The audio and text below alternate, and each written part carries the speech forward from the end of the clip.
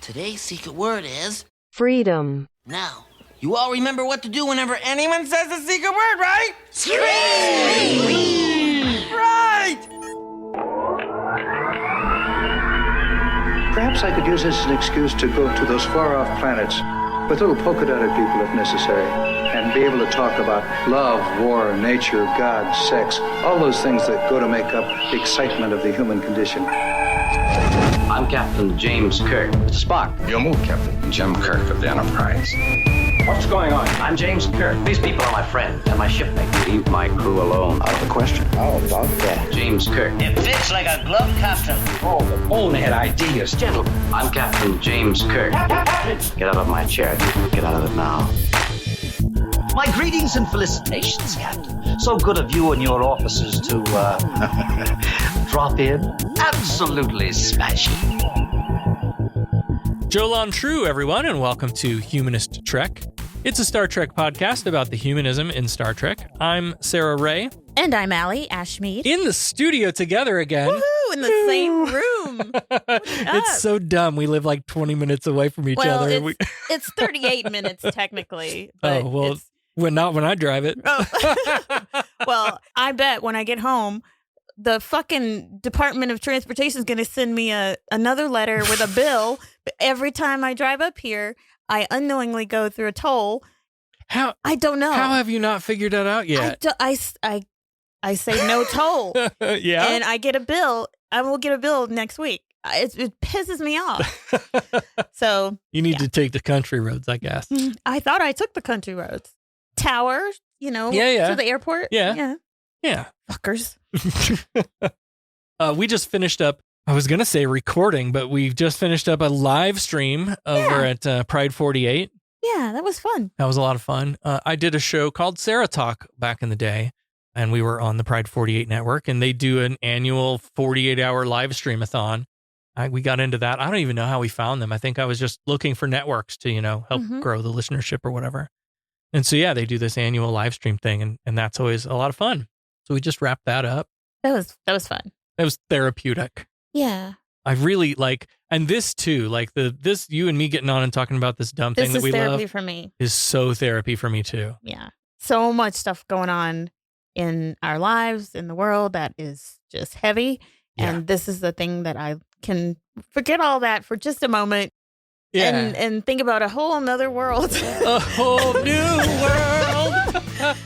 So it's really nice.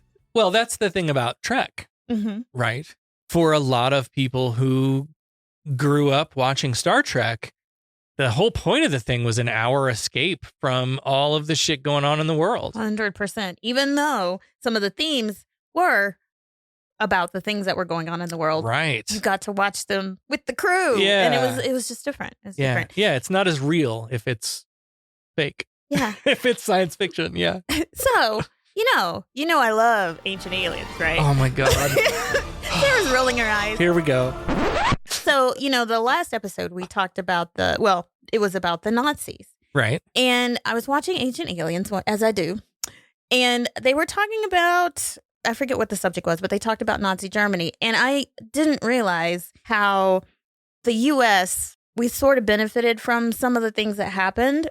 So there was a guy named Werner von Braun. Uh-huh. He was... That sounds familiar. He was like a controversial figure during the Nazi movement. And when everything was breaking up, he escaped. And we actually kind of took him in. Interesting. And they say he surrendered to us, but to be honest, we kind of used him at NASA for rocket stuff. Really? Yes. So he got to do all that horrible shit. Then we knowing that, the U.S. took him in, and he became he co-developed the V2 rocket. Oh, that's right. The V2. And he was that's why I know part his of name. NASA. So I'm like, no shit. fucking punishment. So I was just thinking about that and thinking about our show, and just like, Jesus, we were okay with that. Yeah.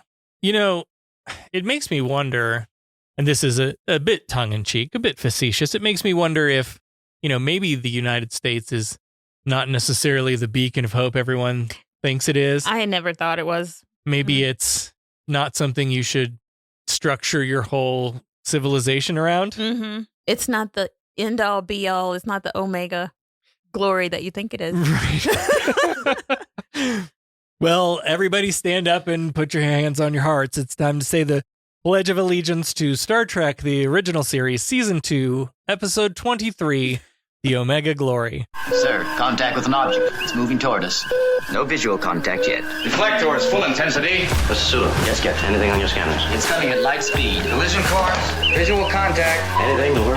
All wavelengths dominated by ionization effects, sir. All engines full stop.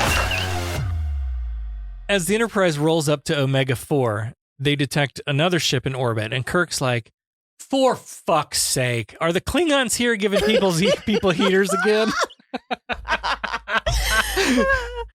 So they just go and beam over? This is, this whole...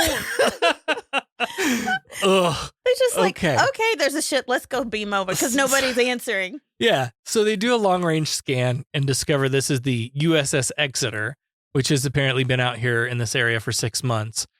No answer to any hails, no damage to the vessel. So KSM and Galway are just like, we're going to beam over, find out what's going on, because that's what you do. Right. We know Galloway from such hits as that one episode where Kirk flirted with a teenage girl, Mary. Was he on that He was on that episode where he was absorbed into the body of Landru. Okay. He became one with the body. But how is he alive? The one where, he's survived this whole time. Okay. Well. So far. He was in the one where McCoy got hopped up on Space Molly and jumped through the portal. Oh, yeah. He was in a whole bunch of episodes. Yeah. This guy has an interesting He's got like story. 9 lives or maybe 5 or 6. So they're going to beam into engineering. Is this protocol? Like if you roll up, you're going to beam aboard a sister ship. There's no answer. It doesn't look like they've been in battle or anything. Nobody's there. You beam to the bridge, right? Yeah. Or maybe their transporter room? Yeah. Why engineering? I don't know. So they go into the transporter room and they are locked onto the Exeter's engineering section. And Kirk says phasers on heavy stun. And I'm like, is that a level? Apparently. Heavy stun? So they're going over there with expectations of, encountering something. But they get to engineering and there's nothing happening. It's dark, it's quiet, they don't see anyone, but there's a bunch of clothes everywhere. I was making all kinds of jokes in my head too. Uh-huh. There's like as if you've laid out your clothes to put them on, but the shirt and the pants, all these Star Trek uniforms just laying around, but nobody in them. But there's some salt. There's some crystal meth all over the place.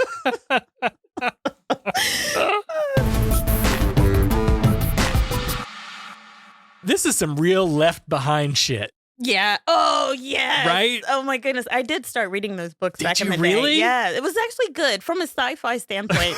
That was the only thing I was reading it for. But yeah, it was like you're standing there and poof, you're gone and nothing but your clothes are left. Yeah, they just drop into a pile. Do you not need your clothes in heaven or wherever you go? Apparently in the not. rapture? Apparently not. I don't know. McCoy's scanning the crystal meth, and Kirk clicks on the intercom on the ship, and he's like, "Anybody home? Anybody? Anybody?" Oh my gosh. Apparently nobody's there. No, we get some great shots of the interior of this ship too. Like all the lighting is dark, and we go from like corridors to sick bay, and weirdly enough, they show engineering. Did you catch this? So they show engineering empty, but that's where they are. Mm-hmm. Kirk and Spock or whatever are in engineering.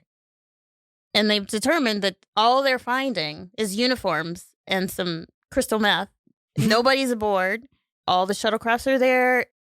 So they all meet back up on the bridge where there's more piles of meth and uniforms. The helm was left on autopilot. So Spock's going to go try to pull up the last recorded log. Maybe they knew what was happening to them. McCoy's got some answers, though. The crew didn't leave the ship. This is the crew. in crystal meth form. I didn't know we were technically crystal meth. I didn't either. According to McCoy, because we're like, what, 96% water. Right. So if you suck all the water out of us, we end up as these white crystals. What about if you're black? Are my crystals Now black? You're white on the inside, Allie. What? So McCoy's like, we're potassium, carbon, phosphorus, and all this stuff, calcium. Sodium, and the camera cuts over and there's a salt vampire from season 1 of Star Trek, the original series. And she's like, oh, excuse me, I forgot to introduce you. This is my cousin. As what must be a water vampire steps out of the turbo lift. Oh my God, that's so hilarious. Spock's got the final log entry pulled up on the screen from the Exeter's surgeon. And for some reason, he's sitting in the big chair. He must be the last one alive, and he's in command.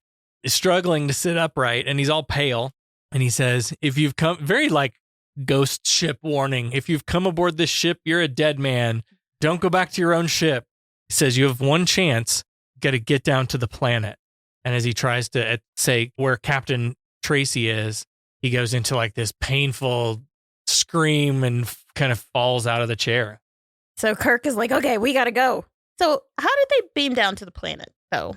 They must have gone to the Exeter's transporter room and set the console on auto. Okay, I was just or like, whatever. Because there's nobody on the... Yeah. There's nobody on the ship. Have we talked about this before? Sorry, this is a weird tangent. Yes, we have. How does the last person get off the ship if someone has to operate the controls? Exactly. And that's why I was bringing it up. I'm like, okay, how the fuck I didn't even think about it when I was watching, but how the fuck did they get down there?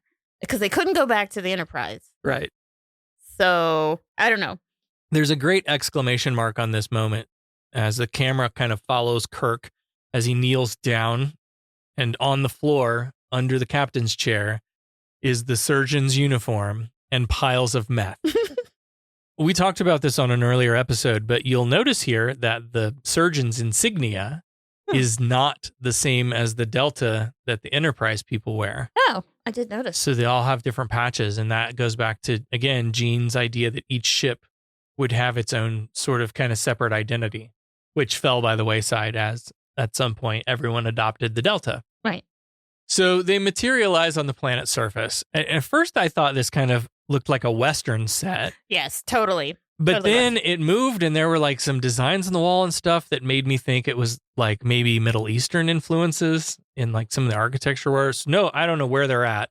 But right away, we see some plainly dressed villagers, and they've got these Canadian winter hats, the ones with the fur, with the flaps that go down over your ears. They look kind of like what I would think when you watch one of those movies of settlers and explorers. Yeah, that's what it looked like.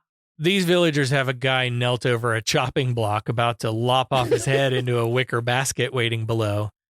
And they're also holding a woman back, and she's freaking out, screaming. And they're in sort of like, I won't say buckskins, but they're in like fur skins. Yeah. A voice off camera shouts, "Put the axe away, Liang." And into frame steps Captain Ron Tracy. Or, as we know it, Simon Van Gelder. They're like recycling people. Yeah, yeah. Galloway's been recycled. And so Tracy is the captain of the Exeter, and he seems to like be in charge of these people in a way. So he calls them savages, and he describes this as like impossible to communicate with. They attack anything that moves, and there's a shit ton of them. Okay, this is where it's kind of weird for me because the people that Tracy is sort of ruling over or have control of, they're of Asian descent. Right. And then the savages are Caucasian. Yeah. And it's like a weird role reversal. So he's telling the Asian people, Li Yang and Wu, to lock up the savages. And Wu is like, hey, they got heaters. And Spock's right on it. He's like, do none of you fuckers care about the Prime Directive? And he's like, how do they know about the heaters? Who told them? So they're just going around the galaxy. Everybody's breaking the Prime Directive. Yeah, so it looks to me like this planet might be planet of the really bad Asian stereotypes this week. Yeah. So Tracy's like, man, I knew somebody'd come looking for us. Sucks it had to be you, though. Their scans had revealed this planet as harmless, and Tracy says, the villagers, the Combs, they call them, were friendly once they got over me looking like a basic white dude, like their Yang enemies or whatever. Yeah. He's like, surely you've noticed we look a lot like the savages. And Kirk's like, I got a few black people up there too. That'd really fuck them up. Oh my God. And Tracy's like, well, the landing party went back to the ship and he stayed down here to arrange for the planet's survey. But then his ship called and said everybody was getting sick and just disappearing into salt. His entire crew, he lost his entire crew. So he's the only one left. He's the only survivor from the Exeter because he's still on the planet. And something down here has to be providing some kind of natural immunization. So Spock's like, well, this is simple enough. We just find out what's special on the planet here, whip up some mRNA vaccines and vaccinate everyone. And the camera cuts away to a guy nearby wearing a red hat, carrying a tiki torch. And he's like, my body, my choice. What about my freedom? It is a good thing they found the log, because otherwise they would have gone back to the Enterprise and killed everybody. So none of them can leave this planet. This captain's log is bullshit. Kirk's like, the Enterprise has left the Exeter and moved into a close planet orbit. Although it appears the infection may strand us here the rest of our lives, I face an even more difficult decision. A growing belief that Captain Tracy has been interfering with the evolution of life on this planet. It seems impossible. A star captain's most solemn oath is that he will give his life, even his entire crew, rather than violate the PD. We should put a counter on our website for the many times that Kirk has violated the PD. I mean, most of the time he's gone in to try to fix something, and he's got to violate it again. All bets are off. Once it's violated, let's just go all in. They've beamed some equipment down to McCoy so that he can try to figure out a cure, and he's already frustrated. This is like looking for a needle in a haystack. It could be anything. And McCoy's like, I do have a lead, though. There was this infection in Earth during their bacteriological warfare experiments in the 90s. Was that anthrax? Was anthrax in the 90s? No. It was more, well, I don't remember when that was. Was it before 9/11? Because after 9/11, it was a huge thing. I don't know. I was in high school, so I don't know. Spock busts down the door holding Galloway, who's injured. Oh, damn it. I guess someone from the Yangs got him with a spear, and he's bleeding. So McCoy gets to work on him while Spock explains to Kirk that they were ambushed outside the village by 5 savages. And he's like, we managed to escape without firing, which I know you suddenly care about after 2 seasons of Star Trek, the original series. Now you care about the Prime Directive. Spock's learned some interesting facts in their recent trip outside the village. He says Tracy was being honest when he described the Yangs. They're vicious, and thousands of them are gathering nearby for an attack. But he wasn't being honest about his influence on this civilization. Mm-hmm. Apparently, he wasted a whole mess of Yangs with his heater, fending off an attack a week ago, and Spock's got the empty power packs to prove it. And piles of Yang bodies as well. So this sets up a classic Spock v. McCoy legal battle, right? McCoy jumps up to make the argument like, look, Tracy's down here. He's deserted on this planet. He's being attacked by savages. Like, he's in survival mode. All bets are off. Like, you can't hold him accountable for that. And Spock, counsel for the plaintiff, the Prime Directive, argues that none of that matters because rules is rules. And worse, if Kirk doesn't act, he will be equally as guilty. I'm with McCoy here. What the hell are they supposed to do? They go arrest this guy? And then what? Have Liang lop his head off with that axe? Lock him up? Where are you going to put him? This is the dumbest argument ever, Spock. Kirk is about to, I guess, get out of, was he going to call the Enterprise? Right. To do what, though? Because... he's like, Starfleet needs to know. I'm going to call. He was going to run tell that. That's Yeah. what he was going to do. Yeah. But then here comes Tracy, and he's got his phasers now on the Enterprise crew. And he's got his He's posse. got a posse. He's got his posse behind him. And Tracy's like, no, you're not going to be sending that message. Put the phone down, Jim. Right. And this killed me. So Galloway, who's lying on the floor, bleeding from a stab wound, he goes for his phaser or communicator, and then Tracy just vaporizes him. Like, damn it! Oh my God! They've killed Lieutenant Galloway. you bastards!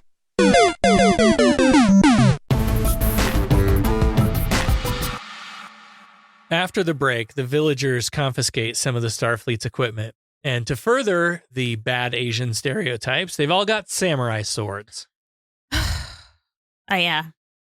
Tracy calls up the Enterprise and lies his face off. He's like, yeah, hey, Uhura, look, your landing party must not have gotten down here fast enough for the immunization to help them. We just found them all unconscious. And don't you worry about it, though. I'm taking real good care of them. And Sulu's like, hold up. Can we send down Mbenga? He's a way better doctor than McCoy. He'd have this whole thing figured out in no time. So Sulu's ready to send anybody down, but Yeah. Tracy says, no, it's okay. No need to risk everybody. He says, I'm fine. I've got some immunity, but, your crew would be at risk if you send them down. Just then, Kirk is standing there, and it's kind of like, hey, I'm here. They're holding me hostage. And he starts yelling, Sulu. And then he gets knocked out. And I'm sure Sulu heard that. I bet Tracy's like, anybody speaks, you kill him. So now KSM all have blades at their throats. And Tracy passes this off as, they're delirious. They don't know what they're talking about. They're Tracy delirious. forgot to do that thing where when you're talking on the phone and you want to talk to somebody and you don't want the Forgot to hit person, mute? you got to hold. No, Oh, put your hand before on. Oh, that's right. You got to hold your hand. You got to over hold the your hand mouthpiece. over the mouthpiece. That worked effectively, I guess. He said, "Kill him," and then he's like, Sulu, you're hearing things. They're fine. They're just delirious." Sulu says, "All right, well, when he comes out of it, let him know that everything's fine up here." And then Tracy says, "Yep, I'll call you back." And landing party out. Next scene, Kirk's in the middle of the floor, and there's a guard walking around. Yeah. And even then, Kirk is trying to trip him, just trying to escape. But apparently Tracy was right outside the door because he pops right in. He's like, "Nice try." So Kirk starts to quote regulations at him, and he tells Tracy he's under arrest, and Tracy cuts him off and completes the sentence. He's like, "Well, those were the first words duty required you to say, so you're covered, Jim. Don't worry about it. Now what?" And Kirk's like, "Okay, next. Why? Why have you done this here?" And while they're talking, we see Kirk trying to undo the strap around his wrists. Always. Because, of course, he's going to get free. Always. Well, the motivations of this week's Madman is a sort of fountain of youth. So- Really? I mean, colonizer mentality, where this person comes down to a planet, doesn't think very much of the people that already live there, but they have something that they want. Yeah. They're like, you've got this fountain of youth kind of thing. So he goes to talk, he talks about Wu, but Wu is apparently very, very old. They discovered through conversation that he's 42 years old, but each cycle is when the red bird returned or something, which is 11 years. So 11 times 42, that's how old he is. Yeah. 462 years old. Yeah. And of course, Tracy wants that for himself. Oh, yeah. Well, and this planet has whatever the property is that prevents the crystal meth disease. It doesn't just prevent the crystal meth disease. It prevents all disease. Yeah. So they're in really good health and they live like fucking forever. So Wu's 462 years old, and he says his father also happens to be alive, and he's over 1,000. Wow. Crush, I forgot! How old are you? 150, dude! And still young! Rock on! Remember in Finding Nemo when Crush, they I don't were remember. like, oh, man. Here we go again. Yeah. So Tracy's like, this sounds like a pretty good deal, right? You better get McCoy in on this. Picture it, Kirk. A literal fountain of youth, virtual immortality. And Kirk's like, for sale by... And Tracy kicks Wu out of the room again, and he says, for sale by whoever owns the serum. This is basic capitalism, Jim. Exactly. Hell, we'll even put doctors and insurance companies between us and our victims. I mean, patients. To make it more expensive. We get even more money. Yeah.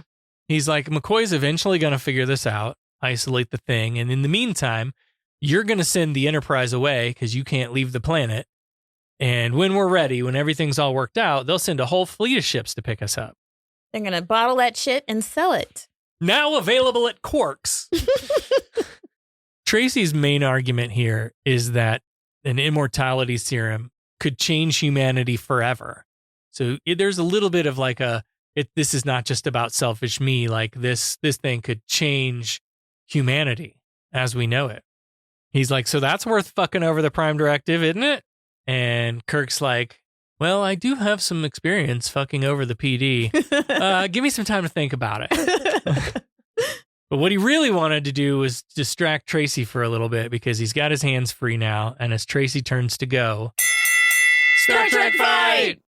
But Tracy wins and he ends up having the guards come in and basically take him to jail.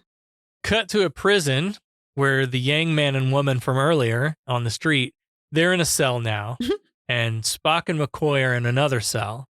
Tracy intends to take McCoy to start his research and leave Kirk with the pointed-eared one because everyone's a little bit racist. Of course. All right. He tells Wu to gather his men. They'll be leaving to ambush the Yangs soon, with a whole bunch of heaters this time, and the camera pushes in on the Yang man, and Kirk steps toward the cell, and this guy reaches through the bars and tries to attack him, like proving the savage trope that they've been assigned.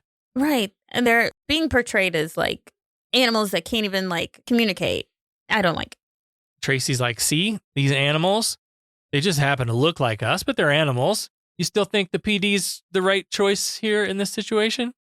And Kirk's like, yeah, I think the PD's right for this and every planet. Mm-hmm. Just don't watch any past episodes of Star Trek, the original series, please, because we violate the Prime Directive all the fucking time. Tracy just puts him in the cell with those two. Yeah. And Kirk knows it's going to be a fight. Star Trek fight! Kirk and these Yangs kind of struggle back and forth a bit while the classic TOS fight music plays. And Spock's over there just kind of like in his cell, just kind of watching Kirk just fight for his life. He's like, man, don't they ever rest? Again, here we are. And I thought, why doesn't Spock finger one of these people through the wall? I know. It's only appropriate when... Right, when they're not going to do this particular thing. And Spock's like, doesn't look like it. Of course, if they wish to stop, they could always... One could rest while the other one would get you. So Kirk's like, thanks, Spock. He grabs a woman. She bites his hand. And he's like trying to talk to them and say, okay, just tell me why you want to kill me. And Spock's like, good, Captain. Try to reason with them. Throughout this scene, we cut back and forth to McCoy, who is working on this serum, and he slowly walks over toward this widget thing on a table across the room, and like he's reaching for it. But as his hand gets close, a samurai sword drops into frame. Fuck. So instead, he reaches for a shot glass because, of course, McCoy can't work without a drop of the true. The drop of the true. Yeah. They switch back to Spock and Kirk and the two savages. Somehow the woman gets close to where Spock can reach her through the bars, and he neck pinches her, knocks her out. And does Kirk not know how to do that? Because I guess he says, one day you're going to have to teach me how to do that, Spock. And Spock's like, I've already tried. Oh, okay. Yeah. Yeah. So apparently that's a scene I want. Give me that in a Strange New Worlds or a Lower Decks or something. I want to see the interaction where Spock is teaching Kirk how to do the fucking neck pinch. That's hilarious. Yeah. Who gets to be practiced on is what I want to know. Yeah. That's a red shirt, I guess. Oh, maybe they have a replicated dummy or something. So she drops to the ground in this neck pinch, and the Yang man runs over to check on her. Back in McCoy's makeshift lab, a comb woman brings him some food, and at first he doesn't really notice her. He's just like, oh yeah, thanks for the food or whatever. But then he looks up and he's like, oh damn. Oh my. She's young. Oh, she's pretty. Yeah. So he gets that dopey smile on his face, and she smiles too, and she backs away out of the room. Back in the jail, Spock's been working on trying to loosen the bars in the window. And Kirk's like fighting, falling asleep. He's like, Spock, talk to me. Keep me awake. Because the Yangs aren't at all sleepy, and they're watching intently from the opposite side of the cell. Spock and Kirk are just kind of chit-chatting or whatever. And Spock's talking about how Tracy had mentioned there was a civilization here once, and the only explanation for what has happened, it would be some type of war or nuclear devastation or some type of bacteriological holocaust. And then Kirk says something, He says, the yellow civilization. Oh, yeah. Shit. The yellow civilization is almost destroyed, and the white civilization is destroyed. He says, what do you make of this, Spock? Was yellow supposed to be Asian-looking characters and the white, the combs? I don't know. I don't like that yellow. But we know that is how they would refer to Asian people. Oh, no, the yellow word would be the combs, and the yellow white was the the combs, Yangs. and the white were the Yangs. Yeah. But then he's like, just keep working on the window if we're ever going to regain our freedom. And the Yangs, the two people in the cell with him, they just like, freedom? Suddenly they can talk, because up to this point, they had kind of portrayed them as they can't communicate. Right. And so he recognizes this word called freedom. And he repeats it. But he's like, that's a worship word. And he says, you get my word out your damn mouth. It's like as if they're not supposed to speak it. It's sacred. And Kirk's like, well. Freedom. Happens to be our worship word, too. We happen to go around freeing the shit out of people. So this guy's name is Cloud Williams. Yeah. And he's like, you live with the Combs. But Kirk is like, well, am I not a prisoner now, too? Because we're both prisoners. So that gives him the freedom to go over to the window and try to spin the bars. Maybe make a break for it. They both kind of start working together on the bars for some reason. And Kirk is like, well, why the fuck didn't you say anything until now? If you did know how to talk this whole time. Cloud says, you spoke to Combs. They are only for killing. So they managed to get a bar free from the window to make a little bit of a space. And then Cloud Williams takes that opportunity to knock Kirk out with the iron bars. And then they make a break for it, he and his woman. They dirty double cross him. Yeah. This escape reveal was kind of fun. We don't see Cloud or the woman climb through the window. Yeah. Spock is calling to Kirk, but Kirk is unconscious, and the camera is tight on Kirk's face for a beat and then tilts up to reveal that the cell is otherwise empty. Yep. They're doing that a lot now in these episodes of not showing the thing, but we know the thing has happened, and it's still just as impactful, if not more. So I like that. Later, Kirk regains consciousness after being out for 7 hours and 8 minutes. And he sees the keys on a table outside the cell, and he's still not clear-headed, but he goes to break Spock out. All of that happens off camera, and the next scene, we're at McCoy's makeshift lab, where the guard is standing up against the door watching McCoy, and he hears some noise outside. There's like some rustling or scratching. And when he goes to investigate, Spock takes him out with a neck pinch. They just walk in, and McCoy's like, good morning. And then Spock is like, we can contact the ship. He's going to do some cross-circuiting stuff, MacGyver stuff. Yep. In the meantime, Kirk wants to know if McCoy found out anything. And he did a little bit. He discovered that at one point there was some type of biological war, and the virus still exists on the planet. But then over the years, nature built up some kind of immune system in the food and the water.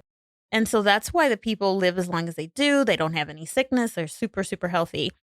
So the disease is here, and it's affected both the Exeter landing party and themselves. Yeah. But McCoy's like, it's a damn shame the immunizing agents take time. If the Exeter landing party had just stayed here a few more hours, they would have been fine. They'd have been fine. And Kirk's like, hang on. You mean we're okay? We can just leave whenever we want and not turn into piles of crystal meth? Tracy is still thinking that this immunization we can still package that. Man, we gotta market that because there's people over 1,000 years old here. But McCoy says, no, it's just survival of the fittest. It's their ancestors who survived, who had a superior resistance. It doesn't even matter what kind of serum they come up with. It's the people on the planet that are always going to have that long life and amazing immune system. So you cannot bottle that. No matter how you try to steal that from them. You can't bottle it, but that won't stop Gwyneth Paltrow from putting it up on the Goop store or whatever she calls it now. McCoy says, yeah, it won't lengthen lives, but who knows? Maybe one day it'll cure the common cold. Glad to know. And I don't know if you can hear this, friends, listeners at home. My head is full today. I'm very stuffy and it's affecting my voice. So we're going to suffer from that long into space. Yeah. Great. McCoy says, look, doctors have been saying this for centuries. You don't need fountains of youth or magic beans or detoxes or fad diets. Just eat right and exercise. Been saying that for centuries. And Kirk is like, all of that killing for nothing. But just then Tracy comes in with his phaser and he shoots Spock. Tracy's looking real raggedy in this scene. He'd been through it. Yeah. And he's like mad because the savages have attacked him, particularly the two that he'd had already locked up that Kirk helped escape. Mm-hmm. And now they were warned somehow, and then they basically came back and retaliated. And technically, like, I don't blame them. Yeah. Absolutely. Yeah. And so Tracy's in here looking for phasers. He says, we killed thousands of them, but they still came. McCoy says Spock is going to live, but he really needs to get to the Enterprise with him. And Tracy's like, well, you can't do that because you can't carry the disease back to the Enterprise. You'd be the same thing as the Exeter. But he missed that whole conversation because turns out they don't need to stay there anymore because he's fully immunized. Kirk gets real animated here. He's like, there's no serum. He's yelling. There's no serum. There are no miracles, no immortality. All of this is for nothing. And McCoy backs him up. There's no fountain of youth here, man. Only people who have evolved over large time scales to live longer than humans. Like, this is basic evolution, man. Mm-hmm. So Kirk and Tracy go outside, and Tracy forces Kirk at heater point to call the Enterprise and ask for 10 phasers, each with 3 additional battery packs, because the Yangs are going to attack the village. And for some reason, Tracy is set on staying and fighting, even though they could all just beam the fuck up and be gone and never think about this people or this planet again. Yeah, but Tracy, he's got to know he'd be in trouble and probably would get arrested by Starfleet at this point. So maybe he has to stay. And plus, he's kind of like the ruler of the Woos, so he's got that whole complex. He would lose his status. He's got people following him around and doing his bidding. So I guess this is kind of a delirium, right? Like Tracy's gone mad. I would say. Uhura and Sulu are still on the phone, and they're both skeptical of this request. And they push back. Come on, Jim, we can't do that without verification. And Kirk's like, even if we're in danger, Sulu's ready to beam volunteers down. Like, we got people standing on the transporter pad right now. I got the sense that Kirk was trying to send him a message, like undercover, and I feel like Sulu got it, whatever he was saying. Yep. Tracy compliments him on a well-trained bridge crew. And as Kirk hands the communicator back to him, he knocks the heater out of his hand. Star Trek fight! Man, we're getting a lot of fight sequences in this episode. I know, and this was really fun because they were just... So Kirk basically takes the heater, they have a fight, and then Kirk just takes off running. It's basically like hide and seek. Why does Kirk take off running and not take the heater? I don't know. So he was just basically trying to evade him. And Tracy has the heater. Yeah. And he's shooting things and disappearing things. Big old pots, flower pots and shit. Yeah. And somehow the phaser runs out And Yeah. he's like, fuck. And then so he picks up an axe. And so they're back to fighting with an axe again. They struggle for the axe for a bit. So we're at a close-up of these two men when first one and then two spears enter the frame. And then we see Cloud William and the Yangs. Maybe that's a band name. Cloud William and the Yangs. Oh, I love it. I love it. Now we're in the city council chambers, and Cloud William is sitting in the mayor's seat. Spock is led in by a couple of Yangs and sat in a chair between Kirk and McCoy. Tracy's on the other side of McCoy, and they all have their hands tied behind their backs.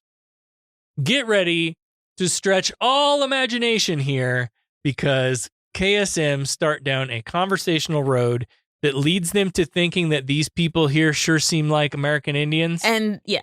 Their word, not mine. Yeah, they did say American Indian. This is where this whole thing for me goes off the rails. Yeah, agreed. I feel like they in the producing of this episode, they lost their writer and they had to come up with some shit really How quick. do we finish this? Yes. And this was the most ridiculous crap I've ever heard. So yeah, the triumphant Star Trek music plays, and Kirk's like, wait, American Indian, American, Yangs, Yankees. Holy shit, Spock, Yankees. Play ball! And then Spock goes, Combs, communists? What? The parallel is almost too close, is what he said. Are you fucking kidding me?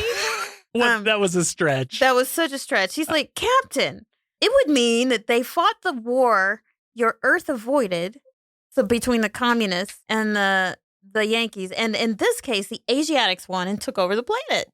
So I guess then the white people became what they call quote unquote savages. Yeah. I hate this.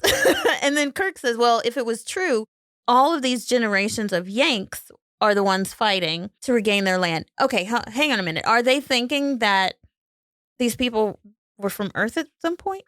I don't get even it. know. I don't get it. No.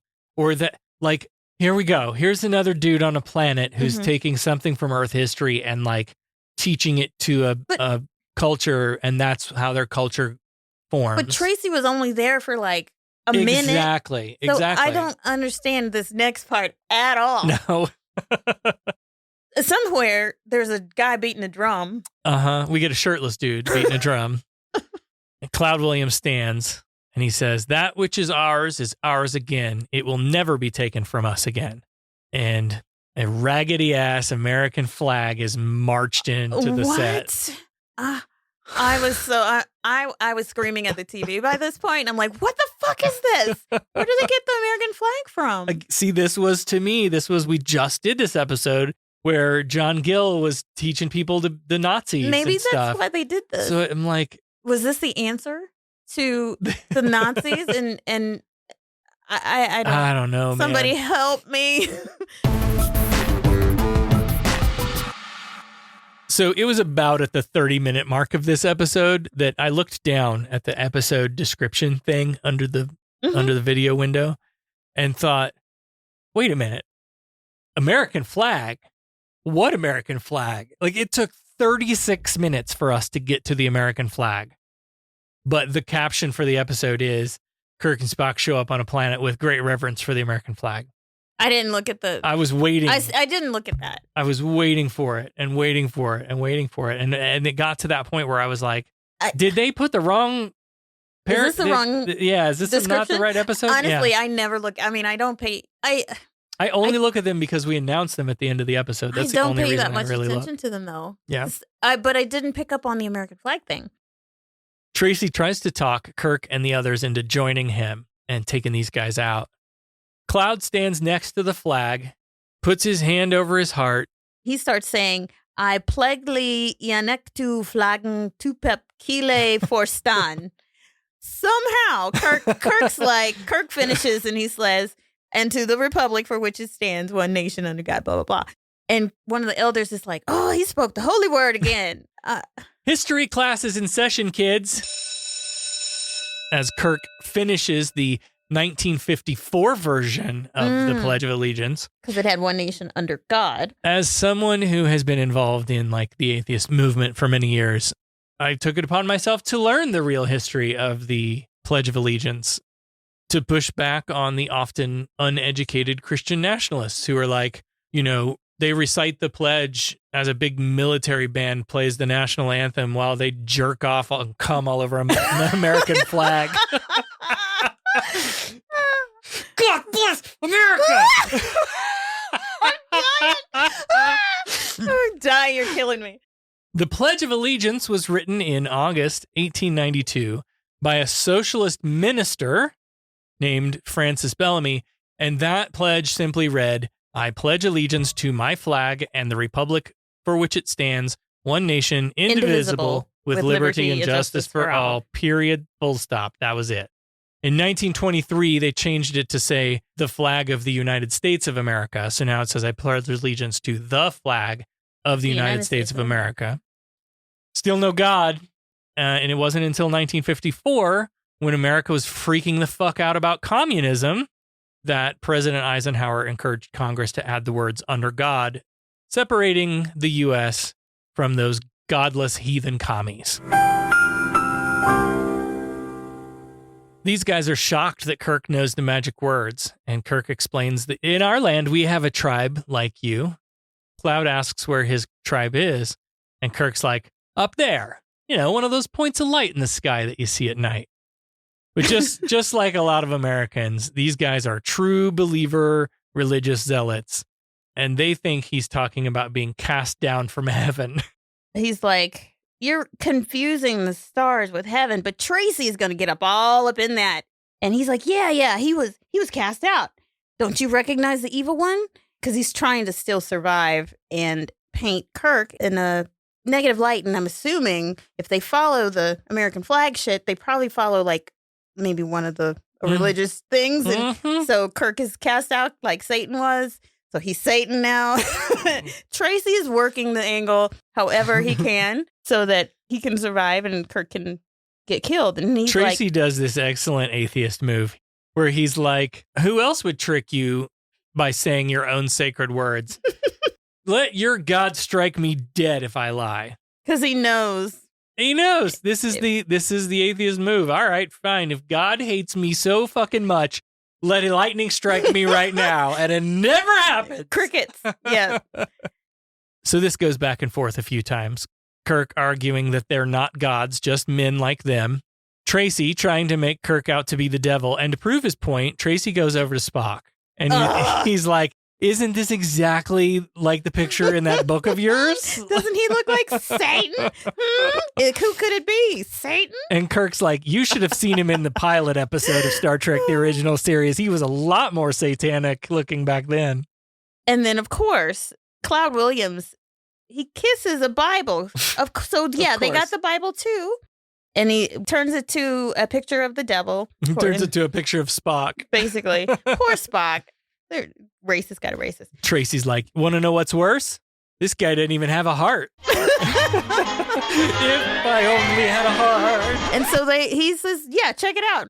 Cloud Williams goes over, brings Spock forward, and he goes and puts his ear to where humans have their heart. Of course it's not there because he's got a different physiology. Cloud is super confused. He's like, okay, he doesn't have a heart. I'm so confused. Somebody's lying. And so the elder says, well, there's a way we can tell who's good, who's evil. He pulls up this parchment paper. Oh, Jesus, here we go again with the reading.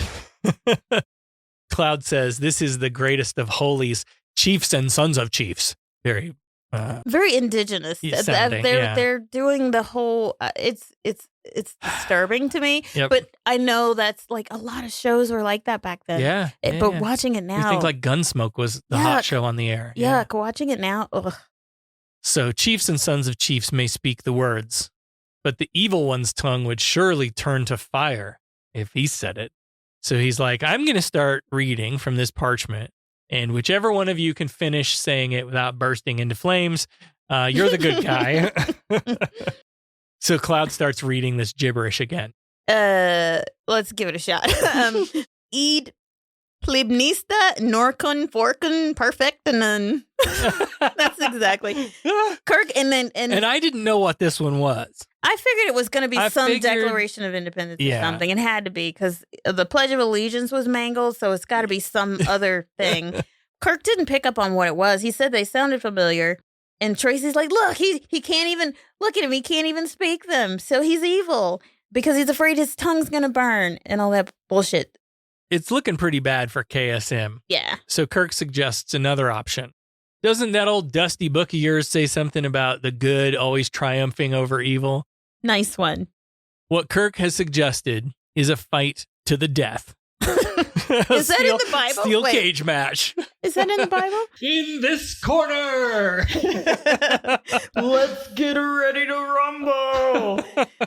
So McCoy leans over to Spock and he's like, this is the dumbest idea he's had yet. I find that evil usually triumphs unless the good is very, very careful. Star Trek fight! So they've tied their hands together.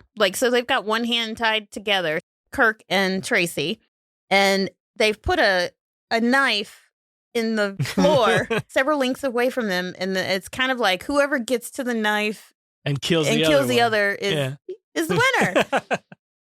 So they're both trying to drag the other one to the other end of the room to get the blade. Typical McCoy. He's like, we just can't stand here and not do anything, Spock. We got to do something. And Spock's like, well, what do you want to do? I'm open to suggestion. I don't know. Spock's like, hang on, wait a minute. Suggestion. That's it. And we get some cuts back and forth between Spock eyes and the woman's eyes.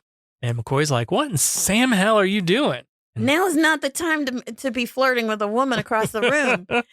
Spock's just making a suggestion. He's fingering the woman with his mind powers, and she picks up the communicator from the table, and he walks over to him and opens it up. If anybody finds that Spock is controlling this woman, he's dead, right? Mm-hmm. Like, he's the devil. Oh, for sure. He's Burnham, he's a witch, he's a devil, all of that. While she's, kind of walking over to him, Kirk and Tracy are still fighting. Tracy gets the knife. Of course, at this time, the woman's right next to Spock with a communicator. But then Kirk takes the knife and got it across his throat. Will he kill him? Of course, Cloud's like, kill him, kill him. Such God-fearing, wonderful people. Yeah, Cloud's like, look, the book says you got to do it. Right? It's not me, it's the book.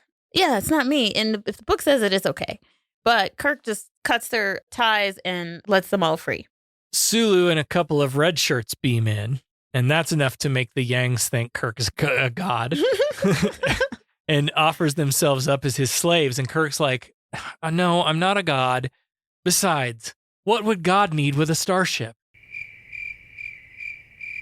Oh, Allie. What the fuck? Crickets. What? What does God need with a starship? Who says that? It was Kirk in Star Trek the movie, where Cybok takes him to the outer rim again, and they meet God, and he says, what does God need with a starship? Oh, man. We got to have a movie marathon. Oh, my. Yeah, watch we do. the old movies, So too. that should be a Patreon thing, is the whole movie thing. Yeah. Cloud's like, I doubted you because you wouldn't say the holy words. And Kirk's like, holy words? First of all, they're not exactly holy. And second, you mangled the fuck out of it. Kirk walks over to this wooden chest, and the old man's like, no, these words are only for the chiefs. Kirk gets to have an American history teacher hero moment here. Gag. He says, this was not written for chiefs. Hear me, hear this. Among my people, we carry many such words as this from many lands, many worlds. Many are equally good and are as well respected, but wherever we have gone, no words have said this thing of importance in quite this way. So let me translate this as we go, because I wanted him to just stop here. I know, it was too long.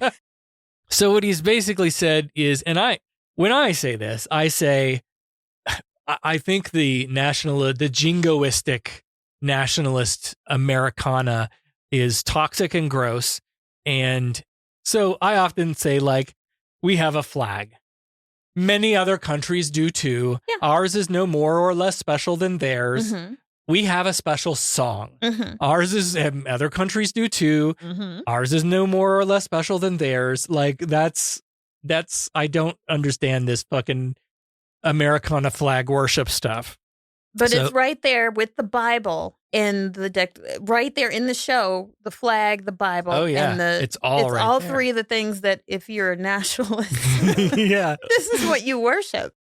Kirk's like, he continues, look at these 3 words written larger than the rest with a special pride never written before, really, or since. Tall words proudly saying, we the people. Restrictions may apply. Yeah, right. Not valid in all 48 contiguous United States. That which you call Iad Plebinista was not written for the chiefs or the kings or the warriors or the rich or the powerful, but for the people, man. Down the centuries, you have slurred the meaning of the words. We, the people of the United States, in order to form a more perfect union. Everybody's like edging now as this music crescendos. But then he says, these words and these words that follow were not written only for the Yangs, but for the Combs as well. And Cloud's like, the Combs? Really? And Kirk shouts at him. He's like, they must apply to everyone or they mean nothing. Don't you understand? He doesn't understand, but he swears to Kirk, the holy words will be obeyed nevertheless. Spock says, well, Tracy is definitely guilty, but did our involvement also violate the PD? And Kirk's like, look, Spock, I've gotten real good at worming our way out of shit like this. We just showed them the meaning of what they were already fighting for, you know? Liberty and freedom. Have to be more than just words. Kirk suggests that we leave these people to discover their history and their liberty. And he takes one last longing glance for some reason at the American flag. And off we go to our next adventure. And the very last thing I wrote in this was, what just happened? I mean, wow. Boy, I'm sure glad that's over with. I'm happy the affair is over. Me too. A most annoying, emotional episode. Yeah, but you know, I learned something today. When dreams become more important than reality, you give up travel, building, creating. One jealous god, if all this makes a god. By sparing your helpless enemy, who surely would have destroyed you, you demonstrated the advanced trait of mercy. Frankly, I was rather dismayed by your use of the term half-breed.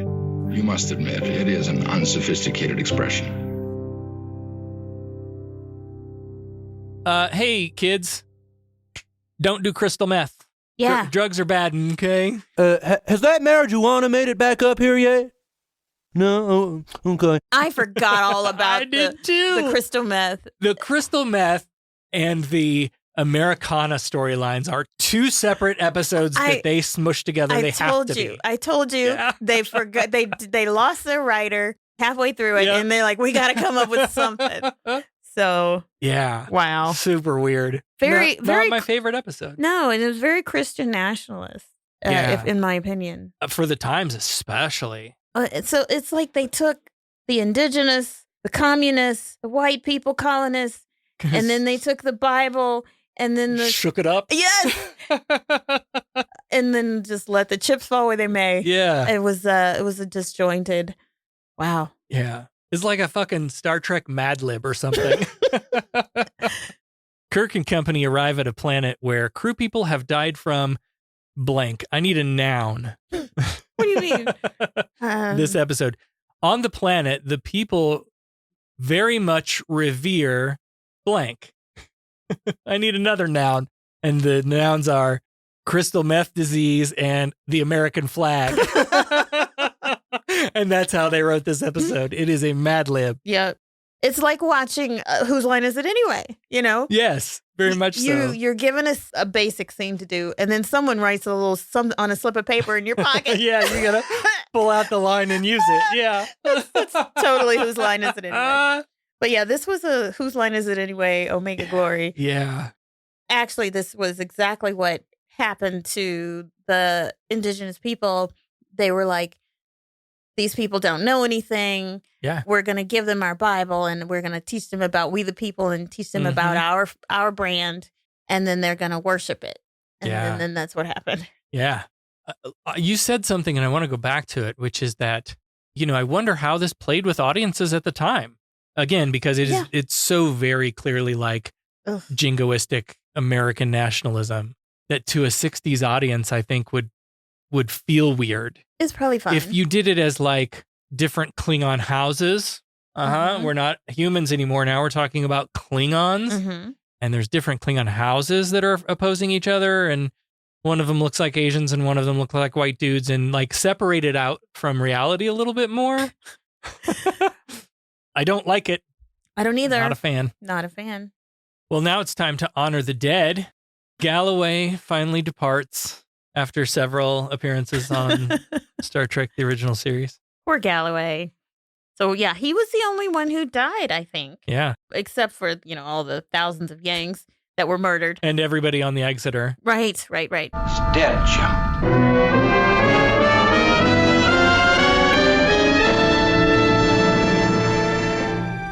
We are assembled here today to pay final respects to our honored dead. The entire crew of the Exeter, reduced to sea salt, they needed to find out why. It had to be somebody's fault. So they played the last log entry and found that they couldn't go back to the ship. So they beamed down to the planet. This was not going to be a round trip.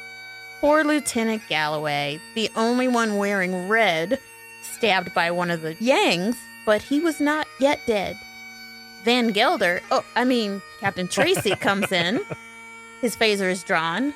Galloway reaches for his, but too late. Tracy was faster. He's gone. Rest in peace, Galloway. Finally, you die. Let's get right to business. Fine, I'm authorized to pay an equitable price. Federation has invested a great deal of money in our training. They're about due for a small return. Listen, we pay our percentages. We're entitled to a little service for our money, huh? Is this the way your citizens do business? Their right of petition? They pay their percentages and the boss takes care of them. Is there anything else? There are a lot of great ways to help support the show here. One of the free ways to do that, of course, is to leave a rating and review wherever you happen to listen to us. One of the best ways to support us, though, is to give us some of your Federation credits by becoming a patron of the show. As always, we want to thank all of our patrons. We especially want to thank our founding admirals. A special thanks to Russell, Allie, Peter, and Sarah. Thank you, patrons. Thanks, patrons. Patrons get early access to every episode. There's special merch. We've been dropping a lot of bonus content in the way of personal logs recently, and we're getting ready to record a couple of the very short treks, which have come out, and those will be Patreon only as well. The episode that we just did live on Sarah Talk, we dredged that back out of the trash and did one final trashy show of the old Sarah Talk show. We're going to put that in our patron feed as well. So there's a lot of great reasons to join us over on Patreon. Patreon.com/humanisttrek. Pledge as little as $3 a month. It really does go a long way. It makes a big difference, and it means a lot to us. I assume you're loitering around here to learn what efficiency rating I plan to give your cadets. Trainees, to the briefing room. Is that all you gotta say? What about my performance? Aren't you dead? I don't believe this was a fair test of my command abilities. There was no way to win. There's no correct resolution. It's a test of character. Now, what is that supposed to mean? I am understandably curious. May I ask you a question? Who's been holding up the damn elevator? All right, let's bring Becca back in for the exciting answer to last week's Starfleet Academy Cadet Challenge. Last time on Humanist Trek, you asked us... During the closing credits of the original broadcast of this episode, NBC announced that Star Trek would be renewed for a third season. What else was said in the announcement? And we said something about, like, they mentioned the letter writing campaign that people did, like maybe the number of people that wrote in, like we've gotten thousands of whatever. But stop fucking sending in your letters because... But maybe they said we're renewing it for a third season, but this will still be the last one. Yeah. I think we said something like that. Yeah. In the announcement, they also wrote, please do not send any more letters. What? Correct. No shit. Yep. Oh, cool. Wow. Nice. I need an image of that. Did you see one? Did you find one? I didn't look for one. Damn. Next week, we'll be reviewing Star Trek The Original Series, Season 2, Episode 24, The Ultimate Computer. Enterprise is used to test the new M5 computer. And if I recall, this episode is the one where, like, the computer kind of takes over the ship and goes, like, haywire. Like AI. Yeah, right. Like everything that we're afraid of. No, I don't remember it, though. No? I might remember it when I haven't watched it in a while, so...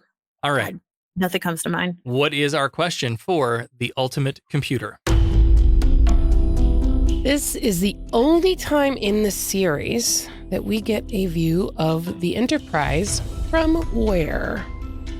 From the other side. This little fact I know about the Enterprise is that they only ever shot it from the right side, because they never didn't paint the other side. So Oh shit. So every time they showed the Enterprise, it was always coming from, if I'm looking at the TV, it was always coming from left to right. Uh-huh. But I don't know if this is the answer. That's a really good guess, though. I know this to be true because I watched a documentary with Adam Savage from Mythbusters, and he was at the Smithsonian, and where they had the original. Yes, I saw that. I was there. Yeah, I saw it. It was so good. So cool. And she said that, they never actually painted the other side, so they always showed the Enterprise from the one side.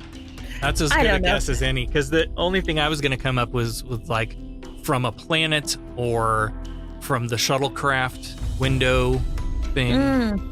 Or like parked. something practical. Was it parked? Was it parked on the planet? Oh no, I don't think it ever landed.